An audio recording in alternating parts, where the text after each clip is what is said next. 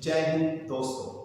आज मैं फिर आपके सामने एक नया छोटा सा टॉपिक लेकर आया हूँ जो बिल्कुल सब्जेक्ट से हट के है। ध्यान से देना है। आज छोटे से टॉपिक पर है, उसका नाम है उत्तर प्रदेश विशेष, यानी कि मैं यूपी स्पेशल पढ़ाने जा रहा हूँ आपको, और उसमें छोटी छोटी सी बेसिक जानकारी आपको मैं देने की कोशिश करूंगा। मैंने सोचा कि बहुत बड़ा उत्तर प्रदेश है, उसमें क्या इंपॉर्टेंट चीज हो सकती है आपके सामने, उसको मैं छोटे से कंटेंट में लेकर आया हूँ। ये छोटी सी वीडियो आपके सामने पेश कर रहा हूँ। ध्यान से देखना है कि कैसे इस चीज में क्या क्या पॉइंट इंपॉर्टेंट हो सकते हैं। उत्तर प्रदेश यानी कि सबसे बड़ा पॉइंट यूपी स्पेशल, उसका जो गठन हुआ, उसको जो मनाया जाता है, कब मनाया जाता है? 24 जनवरी 1950 को। 24 जनवरी 1950 को इसको मनाया जाता है। सबसे पहला पॉइंट, यूपी में कितने जिले हैं? 75, 75 डिस्ट्रिक्ट्स हैं। और यूपी में कितने मंडल हैं? 18 मंडल हैं। यूपी में कितने जिले हैं? 75, कितने मंडल हैं? 18।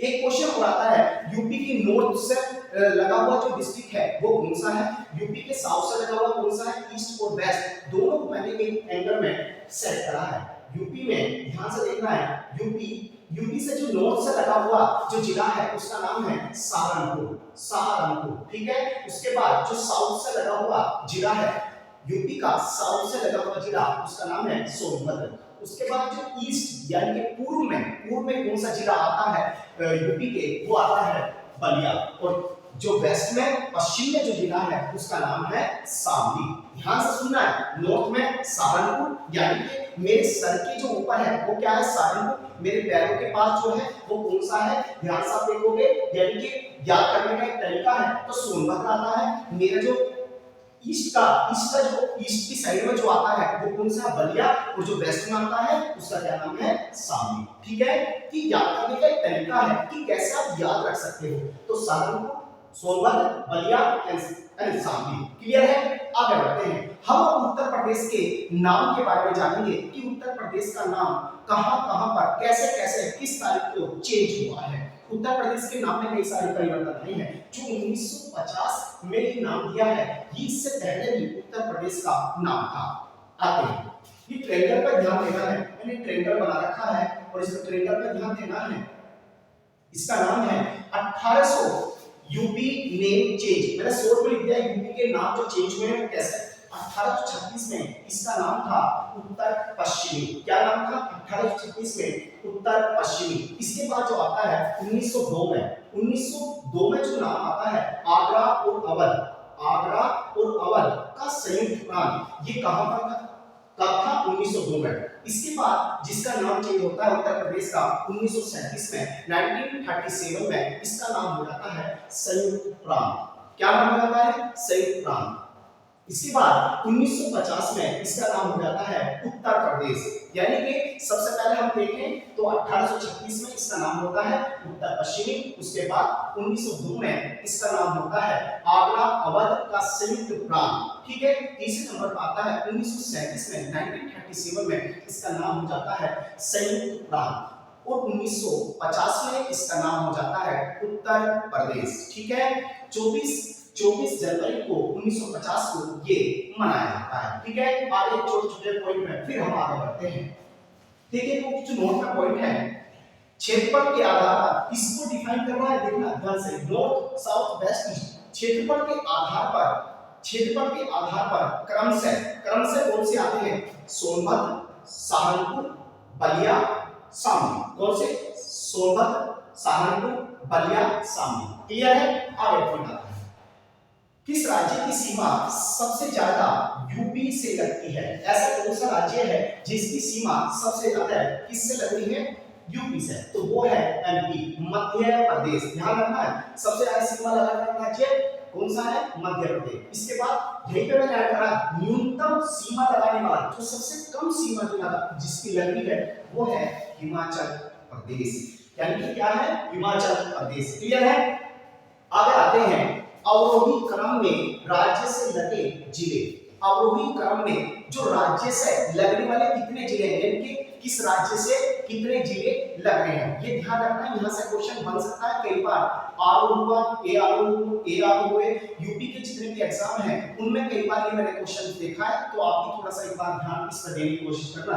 अब वही क्रम में राज्य से लगे जिले, मध्य प्रदेश से कितने जिले लगते हैं, उत्तर प्रदेश के 11, बिहार से 7, उत्तराखंड से 7, ध्यान देते रहना, हरियाणा से 6 जो हरियाणा है, राजस्थान से कितने जिले लग रहे हैं, 2, दिल्ली से 2, हिमाचल प्रदेश से 1, ठीक है, छत्तीसगढ़ से, ध्यान देना, छत्तीसगढ़ से कितना, 1, और झारखंड से 1 जिला लगता है। क्लियर है, ये क्लियर है आपको। सबसे ज्यादा जिले यानी कि कहां से, एमपी, और फिर बिहार से 7, उत्तराखंड से 7, हरियाणा से 6।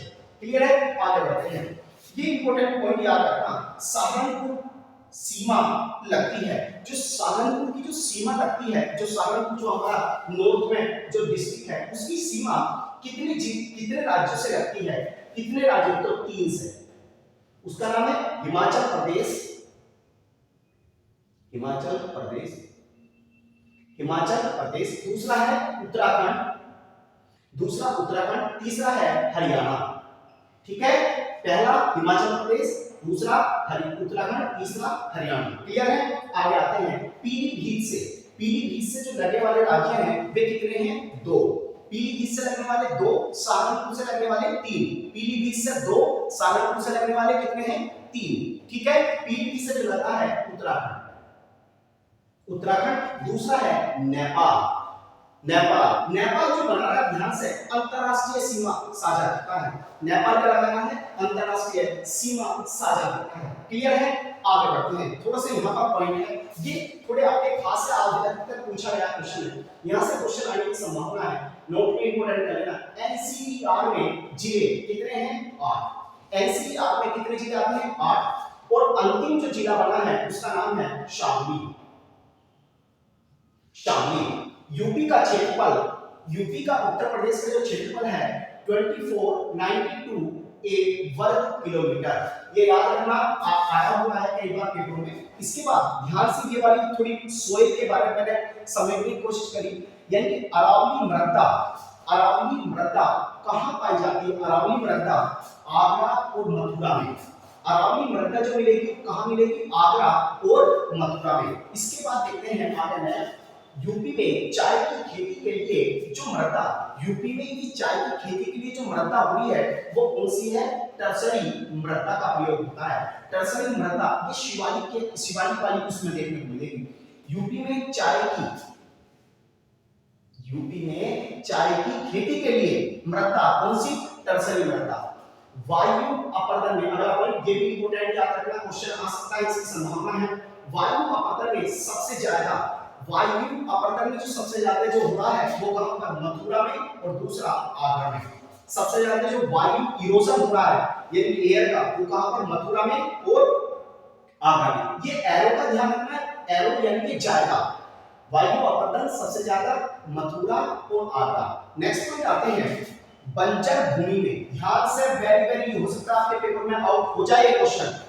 बंजर भूमि में कमी वाले जिले, जो बंजर जो बैरन लैंड है उनमें ऐसे कौन से जिले जिनमें कमी आई है, कमी आई है, एरो का ध्यान रखना, कमी आई है। कौन से जिले, हरदोई, कानपुर, देहात, हरदोई, कानपुर, देहात, हरदोई, कानपुर, देहात, ऐसे 2 जिले हैं जिनमें बंजर भूमि में कमी आई है। यानी कि अब वहां पर, पहले वहां पर पैदावार नहीं होती, अब वहां पर ये देखने में आया है कि वहां पर पैदावार ज्यादा होने की संभावना हो गई। जो लैंड जहां पर भूमि यानी कि फसल नहीं हो पा रही थी वहां पर फसल पैदावार देखी गई है। ठीक है, तो वे कौन है, हरदोई और कानपुर, यानी कि बंजर भूमि में कमी आई है। इसके बाद यहां से मैंने पॉइंट लगाया, बंजर भूमि में वृद्धि, यानी कि बंजर भूमि वाले जिलों में जो वृद्धि देखी गई है, ऐसे कौन से जिले हैं, उनका नाम है बलिया और महाराजगंज। बलिया और महाराजगंज में बंजर भूमि की वृद्धि देखी गई है। बंजर भूमि की जो वृद्धि है उसकी बढ़ी है, यानी कि वहां पर पहले कम थी, अब क्या है, ज्यादा है। वे कौन से जिले हैं, बलिया और महाराजगंज। बंजर भूमि में वृद्धि के जिले बलिया, महाराजगंज। ठीक है, क्लियर है, आगे आते हैं। एक क्वेश्चन और नोट में, सर्वाधिक ध्यान देना है बंजर, यहाँ पर भी बंजर भूमि में कमी वाले, यहाँ पर बंजर भूमि में अधिक वाले, यहाँ मैं बता रहा हूँ बंजर भूमि में सर्वाधिक क्या है, सर्वाधिक बंजर भूमि में जिले कौन से हैं? पहले नंबर पर झांसी, झांसी और दूसरे नंबर पर आता है आगरा। जो सर्वाधिक पूछे तो झांसी और आगरा, और यदि वो पूछे बंजर भूमि में जो कमी वाले जिले तो हरदोई और कानपुर गया। इसके बाद सर्वाधिक लवणीय क्षारीय मृदा, सबसे ज्यादा लवणीय क्षारीय मृदा जो पाई जाती है वो कहां पाई जाती है? रायबरेली में। रायबरेली कहां पर? सर्वाधिक लवणीय क्षारीय मृदा कहां पाई जा रही है? रायबरेली में। एक मैंने यहाँ पर करंट का क्वेश्चन आपके लिए डाल दिया है, हो सकता है आपके पेपर में आउट हो जाए, ये सबसे ज्यादा चर्चा में रहने वाला है। हमें भी नहीं पता, लेकिन हम एक छोटा प्रयास कर रहे हैं और आपको उस पर ध्यान देना है। पेपर टेक्नोलॉजी संस्थान, ध्यान से सुनना, पेपर टेक्नोलॉजी संस्थान याद कर लेना, आने की संभावना है इस क्वेश्चन की। पेपर टेक्नोलॉजी संस्थान कहां पर बन रहा है? यानी कि सहारनपुर। कहां पर बन रहा है? सहारनपुर। पेपर टेक्नोलॉजी संस्थान कहां पर बन रहा है? सहारनपुर। ठीक है, ये आपका थोड़ा सा यूपी के बारे में है। इसके बाद मैं आपको थोड़ा सा बजट के बारे में, इसके बाद जैसे नेक्स्ट टाइम मिलेगा छोटी सी वीडियो लाने के लिए, तो मैं बजट पे बिल्कुल कंक्लूजन आपको बताने की कोशिश करूंगा कि बजट में क्या क्या चीज हुई है, और उसके बाद उसमें जनगणना जो भी आपके बाबू होगी मैं आपको आपके सामने जानकारी लेकर आऊंगा। एक बार छोटा सा रिवीजन कर लेते हैं जल्दी से, ताकि रिवीजन होगा तो अच्छा रहेगा, जितना ज्यादा रिवीजन उतना ही अच्छा। चलते हैं, सभी ध्यान दें एक बात। उत्तर प्रदेश यानी कि 24 जनवरी 1950 को मनाया जाता है, और उसमें उत्तर प्रदेश में कितने जिले हैं? 75 जिले हैं, और कितने मंडल हैं? यानी कि 18 मंडल हैं। नॉर्थ में जो उत्तर प्रदेश का जिला है उसका नाम है सहारनपुर, साउथ में जो जिला है उसका नाम है सोनभद्र, ईस्ट में यानी कि पूर्व में उसका नाम है बलिया, और वेस्ट में जो जिला है उसका नाम है शामली। अब ध्यान से सुनना, सहारनपुर से और दक्षिण सहारनपुर से सोनभद्र की जो लंबाई देखें तो 240 किलोमीटर है, नॉर्थ से साउथ की, और east to west, west to east की लंबाई है 650 किलोमीटर। कभी कभी आ जाए एग्जाम का पता कुछ नहीं क्या क्वेश्चन क्या है, तो 240 नॉर्थ से साउथ और ईस्ट टू वेस्ट यानी कि 650 किलोमीटर। इसके बाद आते हैं उत्तर प्रदेश के जो नाम हुए हैं, नाम में क्या चेंज आया है? ट्रेंडर का ध्यान है सभी। 1836 में उत्तरी पश्चिमी नाम हो जाता है, और 1902 में इसका उत्तर प्रदेश का नाम आगरा और अवध का संयुक्त प्रांत नाम था। उसके बाद 1937 में इसका नाम आता है संयुक्त प्रांत। उसके बाद 1950 में इसका नाम हो जाता है उत्तर प्रदेश। क्लियर है सबको? आगे बढ़ते हैं। इसके बाद क्षेत्रफल के आधार पर जो क्रम है वो है सोनभद्र, सहारनपुर, बलिया, शामली। इसके बाद नेक्स्ट, किस राज्य की सीमा सबसे ज्यादा यूपी से लगती है? वो है मध्य प्रदेश। इसके बाद न्यूनतम जो सीमा लग रही है, न्यूनतम सबसे कम वो है हिमाचल प्रदेश। और वही क्रम में राज्य से लगे जिले, एमपी में कितने हैं? 11 जिले टच करते हैं एमपी से, बिहार से 7, उत्तराखंड से 7, हरियाणा से 6, राजस्थान से 2, दिल्ली से 2, हिमाचल प्रदेश से 1, छत्तीसगढ़ से 1, झारखंड से 1। ठीक है, सहारनपुर से जो सीमा लगी है कितने राज्यों की लगी है? वो है 3, हिमाचल प्रदेश, उत्तराखंड, हरियाणा। ठीक है, पीलीभीत से जो लगे हैं 2, वो है उत्तराखंड और नेपाल। नेपाल एक अंतरराष्ट्रीय सीमा बनाता है, साझा करता है। इसके बाद एनसीआर में कितने जिले हैं? 8। वो अंतिम जिला कौन सा शामिल हुआ है? उसका नाम है शामली। और यूपी का क्षेत्रफल कितना है? याद कर लेना, इसको सभी याद रखना, कभी कभी आ जाता है डिजिट में। अरावली मृदा, ये आ सकता है, हो सकता है इंपोर्टेंट मुझे लग रहा है। अरावली मृदा आगरा और मथुरा में। उसके बाद यूपी में चाय की जो खेती के लिए मृदा है, टर्सरी मृदा। उसके बाद वायु अपरदन, सबसे ज्यादा वायु का अपरदन जो हो रहा है वो मथुरा और आगरा में। बंजर भूमि में जो कमी वाले जिले, बंजर भूमि में जो कमी आई है, ऐसे कौन से जिले हैं? वे हैं हरदोई और कानपुर के बाद। उसके बाद बंजर भूमि में जो वृद्धि हुई है, वृद्धि वाले जिले बलिया और महाराजगंज। सर्वाधिक बंजर भूमि वाला जिला कौन से है? झांसी और दूसरे नंबर पर आगरा। सर्वाधिक लवणीय क्षारीय मृदा कहां पर पाई जाती है? लवणीय क्षारीय मृदा रायबरेली में। पेपर टेक्नोलॉजी संस्थान कहां पर है? सहारनपुर में। क्लियर है? ये आपका पूरा का पूरा एक बार रिवीजन करा दिया है मैंने। आपको जो भी इसमें यदि आगे छोटी-छोटी वीडियो मैं आपके सामने लेकर आऊँगा, और इसके बाद मैं सोच रहा हूँ कि बजट पे छोटा-सा वीडियो आपके सामने लेकर आऊँ, ताकि आप जल्दी से और जल्दी-जल्दी चीज़ों में वो निकल जाएँ, क्योंकि एग्ज़ाम आपके सामने है। और बस अपना ध्यान रखें और मेहनत करते रहें और मुस्कुराते रहें, और छोटी-मोटी समस्याओं से आगे बढ़ते रहिएगा। छोटी-मोटी समस्याएँ सबके जीवन में आती हैं और उनको हँस के आप टाल के आगे बढ़ जाएँ, क्योंकि यही जीवन है। छोटी-छोटी गलतियाँ करते हुए आप उनसे ही आप निखरते रहते हो, और कोशिश करिएगा अपने ऊपर काम करें कि आप कहाँ गलती कर रहे हैं। यदि आप कहीं गलती कर रहे हैं तो उस पर विचार करें और फिर दोबारा से फिर काम करें। ज़्यादा किताबें ना पढ़ें, जितनी किताबें आपके पास है कोशिश करें उनको बार-बार रिवीजन करें, बार-बार रिवीजन करें। मेरे से जितना प्रयास होगा मैं आपके सामने आता रहूँगा, और जो भी शिक्षक यूट्यूब पे आपको जो भी शिक्षक अच्छे लगे, जो भी टीचर सब अच्छे पढ़ाते हैं, जिनसे भी तुम्हें अच्छा लगता है, आप उनसे डाटा कलेक्ट कर सकते हैं, या जो भी आपको अच्छे लगे उनसे आप पढ़ें और अपनी नॉलेज है ना, नॉलेज को गेन करते रहें, ताकि आप अपना पेपर निकालें।